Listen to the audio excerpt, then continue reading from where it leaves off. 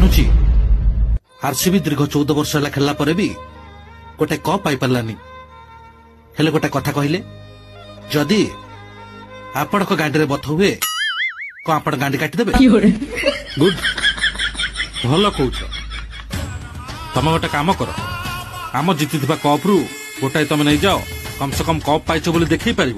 Sorry क्षमा करेंगे आम गोटे ऊपर गोटे स्टेप दे गच चढ़ा चाहू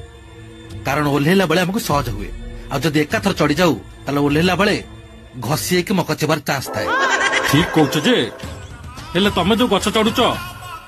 तुम अगर पहुंचला तो तुम छेल जाइए आपण के भावुचे मु ताल गछ चढ़ा चाहूँ बोली मु खजूर गछ चढ़ा चाहते पारे भल लगिला तम सांगे कथा ही भल लगिला किंतु गोटाए कथा मन रखिथब खजुरी खेचा जोटी पशे से जगह घाइला कर दिए से केबे भी चढ़िबो लुंगी पिंधिकी चढ़िबनी धन्यवाद मुझे आसुची जा मा जा।